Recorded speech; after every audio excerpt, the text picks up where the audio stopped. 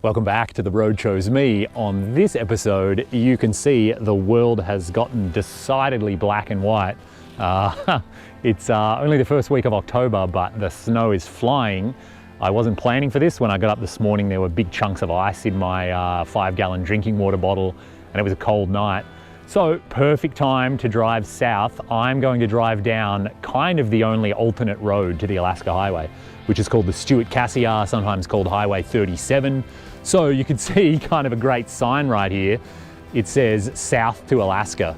So that's right, from here I have to drive 670 kilometers, what's that, 400 miles, and I can still drive into Alaska. So I'm that far north right now. So yeah, come along with me. I'll show you what the Stewart-Cassiar looks like, and I'll discuss a few alternate routes for you that I recommend you take when you're heading south. You should take the Alaska Highway on the way up, but then we've got a few options on the way down, including not driving. So stick around and we'll get right into it. Hopefully the snow gets lighter, not heavier, because I want to camp tonight. So let's see how we go.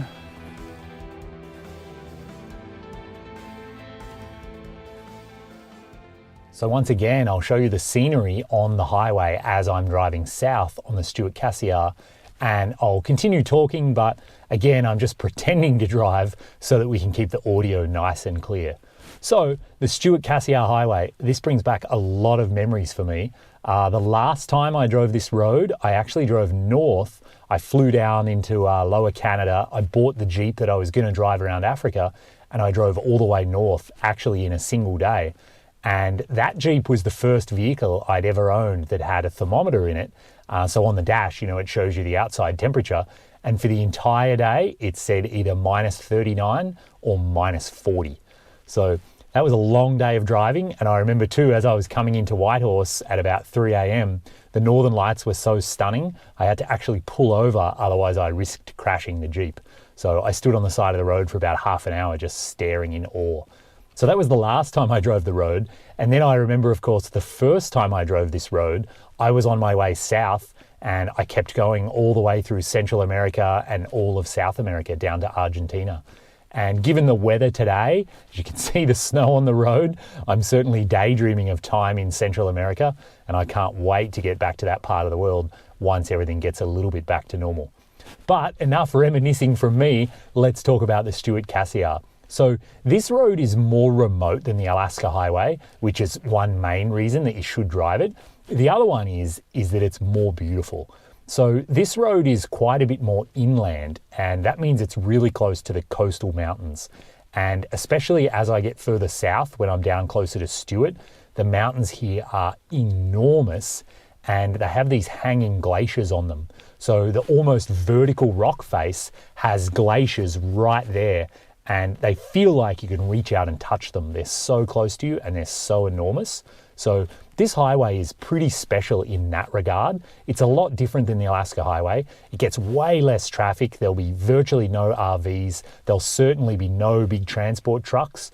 And so it'll feel a lot more like kind of a wilderness trip, you know, than the big Alaska Highway. Some housekeeping stuff. There are quite a few gas stations. A range of 250 kilometers, maybe 150 miles between stations is more than enough. Quite a few of them are called card lock, which means they're open 24/7 and you just use your Visa card. Sometimes you pay at the pump, sometimes you sort of go into this little shack and use a little old school machine to be able to pay for your gas. But they're open 24/7 and they're open in the winter, so no problem at all getting gas. Because the road is more remote, there definitely is more wild camping than on the Alaska Highway. So all over the place, you're going to see these little gravel roads offshooting. Sometimes they go to lakes, they go to rivers, they go to little mountain overlooks, and you can pretty much wild camp at any of those. If there's no sign that says no overnight camping or no trespassing, then I go for it, and I've never had a problem on this highway. Because it's more remote and there's less traffic, you do want to remember to be self-sufficient. So as always, you want good tires, you know, make sure you've got food and warm clothes for at least a few days. But, you know, it's unlikely in the summer that you'd go more than 3 or 4 or 5 hours without seeing a vehicle. On my drive, it was very quiet, but there were vehicles, you know, a few a day at least. The road now is all paved for its entire length, which is different than last time I drove it. So it's not off-roading, you don't need a four-wheel drive or anything like that. Fun unrelated fact, this road is built further inland than the big Alaska Highway. And the reason for that is when they built the Alaska Highway back in World War II, they planned it, they wanted it to be far enough inland that Japanese bombers wouldn't be able to get to it from aircraft carriers that were, if they came, to the shoreline. So that's why it is the distance it is from the coast. And so that determined where they built the highway more than anything else, which means more often than not, it's not really that spectacular. Whereas this Stewart-Cassiar, following these coastal mountains, is way more stunning and way more beautiful. So I said we'd talk about a few alternate routes that you can take. And my advice, as always, is to drive the Alaska Highway on the way north. It is the famous one. You've always wanted to do it. There's a few really great highlights on the way, like Liard Hot Springs, and you totally should. Make sure you drive north. It'll give you the real appreciation for just how far away Alaska is. And, then you can explore all over for the summer. And then at the end of the trip, you've got a few decisions to make. If you are going to drive back down, I personally recommend driving the Stewart-Cassiar. If for no other reason than it's different, it's just going to help nullify the boredom of driving the same old roads. So this just mixes things up. It's not really any longer. At the start, maybe it's a little bit slower. The northern section is a bit windier and the speed limit's only 50 miles an hour, but it is beautiful and it will help mix things up. But there's another way to get south that I recommend even above driving this road, and that's to take the ferry system that runs from Skagway or Haines in Alaska, and you can take the ferry all the way down to Bellingham in Washington. So what's really cool about this ferry system is that it's considered part of the highway network. It's actually called the Alaska Marine Highway. That means that it's subsidized by the government, and that means that the prices work out about similar to driving anyway because of the amount of gas you're going to save. And the great thing about going on a ferry like this is you're in coastal Alaska. You will see hundreds of bald eagles, you'll see whales, you'll see sea otters, you'll see tons of glaciers from the water. Basically, a lot of people call this the poor man's cruise. But actually, I don't consider it the poor man's cruise at all. It's the rich man's cruise because you're getting the real deal Alaska with real people. This isn't just tourists who've paid to go on a big cruise ship. This is people who use this as part of their life. This is their transport from mainland US up to Alaska and back down again. A couple of tips and tricks for the ferry. Because it takes so long, it's about 4 days from Skagway or Haines down to Bellingham. You can book a cabin if you want and have your own room to sleep in, but you certainly don't have to. Up on the deck, it's enclosed on 3 sides and the roof. It has big sun lamps overhead and these big lounges, like banana lounges, that you can lie on anytime you want. So what tons of us do to save money is when you leave your vehicle down on the vehicle deck, bring everything you want upstairs. You can bring food, water, your camping gear, your sleeping bag, your tent. Bring it all with you, even your stove, so you can warm up food. It's no problem at all, and set up a little camp right out on the deck of the ship. You'll be enclosed from the wind. You've got these heat lamps, you've got these sun lounges, and set up camp up there. You're going to see the stunning scenery slide by, and you can cook and eat all your own food so you save money, and you haven't paid for a cabin. On the sailing, you're not allowed to go down to your vehicle while the ship's in motion. So don't think that you can go and sleep in your car or in your rooftop tent or something like that. Sometimes when it's at certain ports, you are allowed into your vehicle, and you can ask about that when you're on board and they'll give you all the details. But I think it's a safety thing. When the boat's in motion, they don't want you down among the vehicles in case one of them moves, it would crush you and that would be really bad. But yeah, sleep up on deck, cook your own food. It's an amazing experience. You're going to meet some real characters.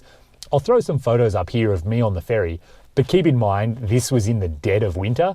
I've actually only taken the ferries in the dead of winter, so it's not going to be cold like I look like in these photos. There isn't going to be tons of snow. And what you should do too is look into when is the peak sailing time. I think usually it's about June, July, August, and it gets quite busy. In fact, you're going to need to book ahead to make sure there's enough space for your vehicle. But what they do is they have off-peak times kind of in the month or two before that. So maybe April, May, and then after that, like September, October, the prices go down significantly. What they usually do is you just pay for the vehicle and the driver goes for free. So at that point, if you take the ferry, it's actually cheaper than driving because of the amount of gas that you'll save, and you get this amazing, coastal Alaska experience. So for my money, instead of driving the same old road that you've already driven, save yourself driving a couple of thousand extra miles, jump on the ferry and have this great experience. The prices are based on the length of your vehicle, and they can take really high vehicles. They definitely can take you if you've got a trailer. You're just going to pay more for that. But check it out, Google Alaska Marine Highway. I'll throw a link down in the description, but you can play around with, destination port and departure port and dates, and it'll give you prices based on the length of your vehicle. And so you can just play around and see what you would want to do. But if it was me heading up to Alaska for the summer, drive up in June, spend all of July and August all over Alaska and the Yukon and, explore to your heart's content, and then figure out when does the cheap pricing kick in, I would book a sailing right then at the beginning. I think it's around September 8 from memory. Book a sailing right then from Haines or Skagway down to Bellingham in Washington, then jump on the ferry and take that on the way south. You're not going to regret it. You'll have an amazing time. But obviously with coronavirus, going through the US right now is out for me. So that's why I'm driving back down the Stewart-Cassiar. And I'm really glad I did. It's a lot more beautiful than I remember. And in fact, on my second day, I saw about 10 black bears in 10 minutes. They're on the side of the road, munching grass and berries, obviously trying to stack on the weight before winter comes properly. So after a 10-hour day behind the wheel driving due south, I've driven from early winter into late fall. So that's pretty nice. I can get away from the snow, and with any luck, a few more days like that, and I'll drive back into almost warm weather, and I'll be able to catch the end of fall before winter hits down near the US border. So it's been an awesome day on the Stewart-Cassiar, and I've just driven up one of hundreds and hundreds of little side gravel roads that you see all over the place. And so you can see it's a beautiful spot up here where I've decided to camp. And this one even had a sign at the bottom, and it said Wilderness Road, use at own risk, which is so perfect for wild camping. That is exactly what you want to see. It basically means, welcome, come on in, drive up, find a place to camp. You can see there's a fire ring behind me. And I actually drove up higher. I wanted to see where the road goes. And I drove all the way up until I was in the clouds. So I decided it wasn't worth it, and it'll be colder up there tonight than down here. And I know I'm surrounded by snow-capped mountains. So in the morning I'll get up, and if it's clear, I'll race up to the top and I'll see if I can get a view around. I know it's stunning here. I just hope I can see it if the clouds lift.